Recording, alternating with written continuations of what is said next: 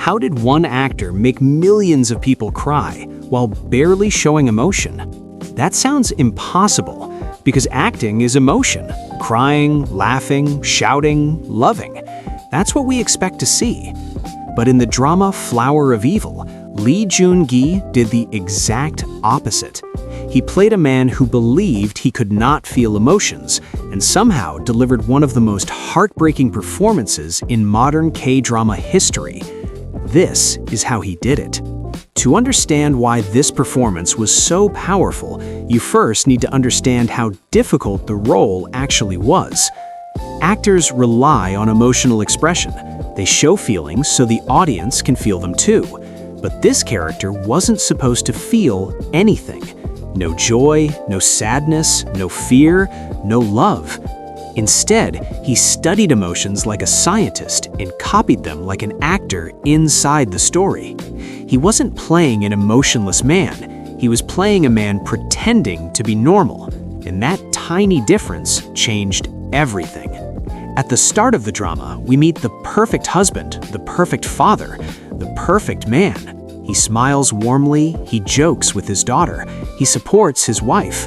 From the outside, his life looks peaceful and loving. But behind that perfect smile is a hidden identity, a past filled with trauma, suspicion, and violence, a past he is desperately trying to bury. And the most terrifying part?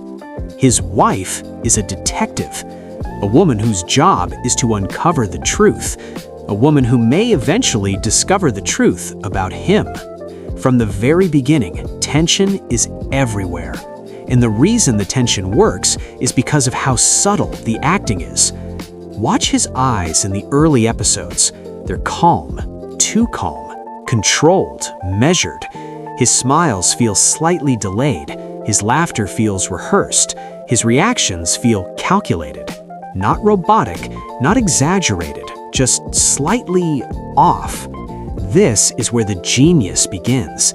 Instead of dramatic emotions, the performance relies on micro-expressions, tiny eye movements, small changes in breathing, barely noticeable pauses before speaking.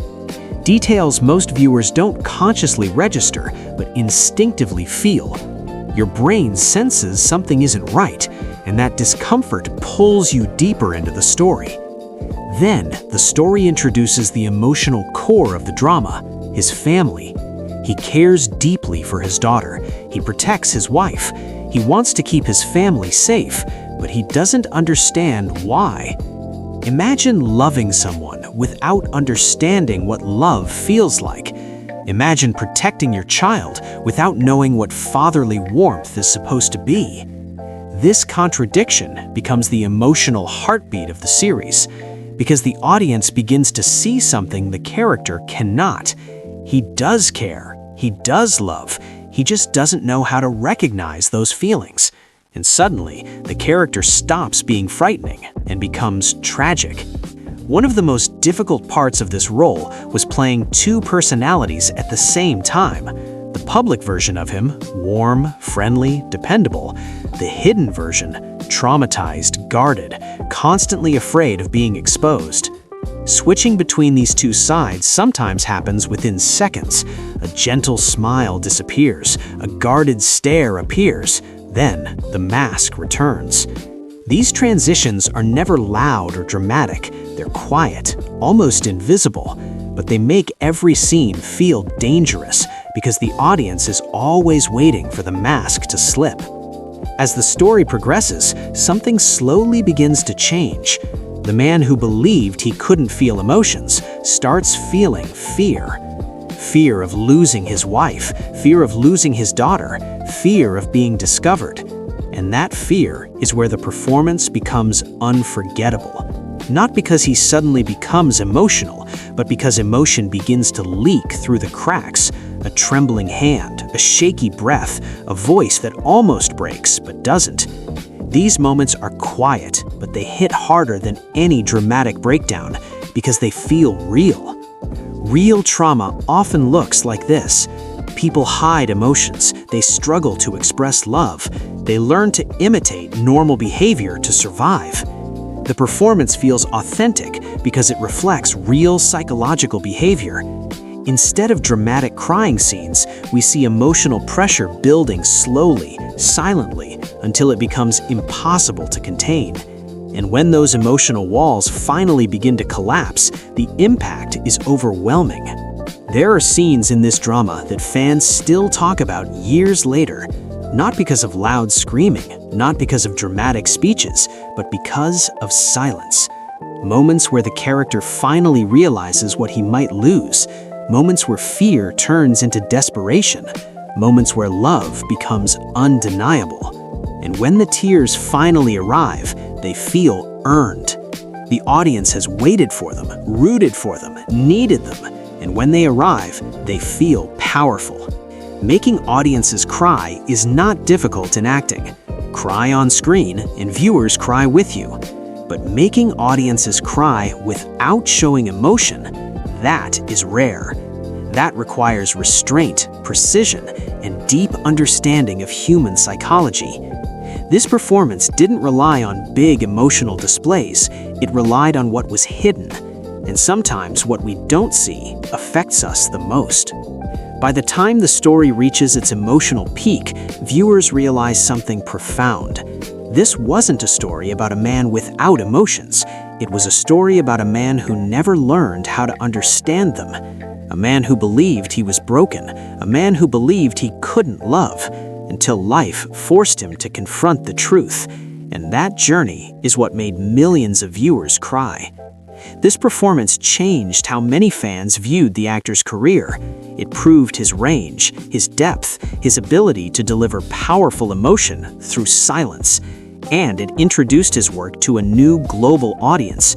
For many viewers, this role became unforgettable because it reminded us of something deeply human.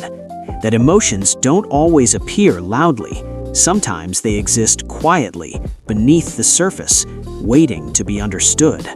And that is how one actor made millions cry without showing emotion.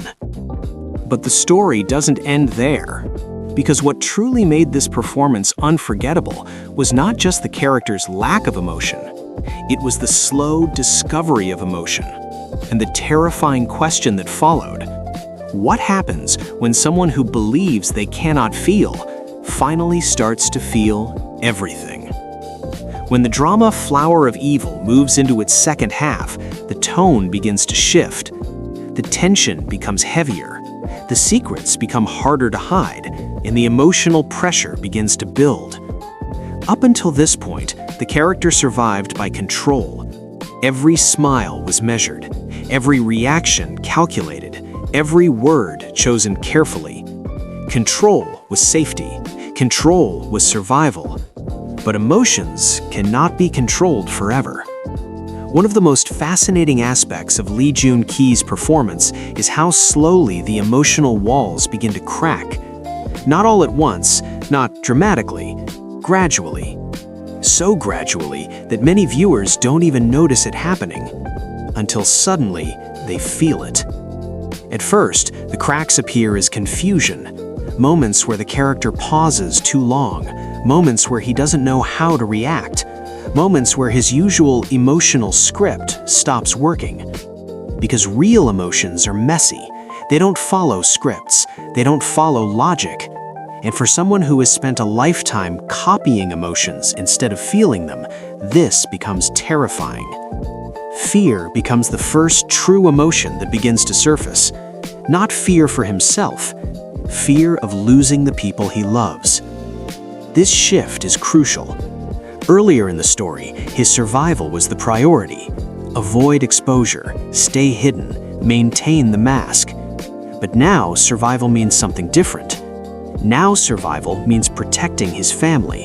And this change transforms the entire performance. There's a subtle moment that perfectly captures this transition. A moment where he realizes that his wife may be in danger. There is no dramatic speech, no loud declaration. Just silence. His breathing changes, his eyes widen slightly, his posture stiffens.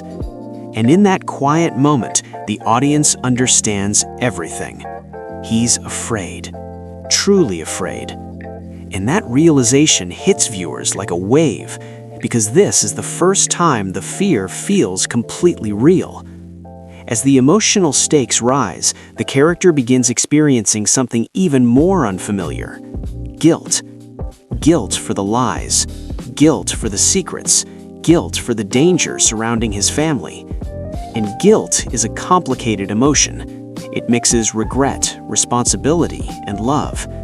For someone who believes he cannot feel, this emotional combination becomes overwhelming.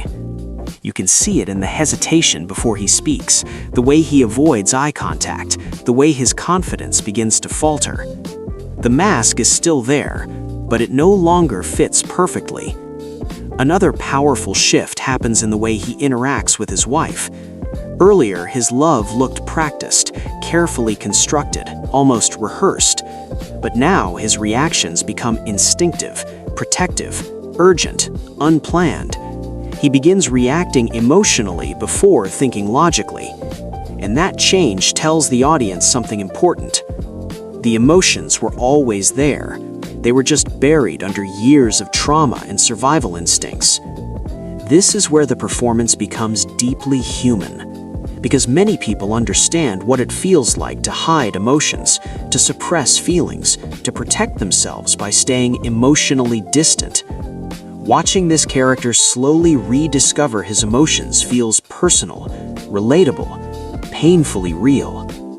As the story moves closer to its climax, the emotional tension becomes almost unbearable.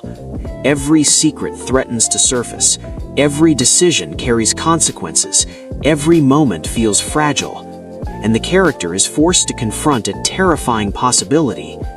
What if the people he loves discover the truth? Not the version of him they know, but the version he has hidden from the world.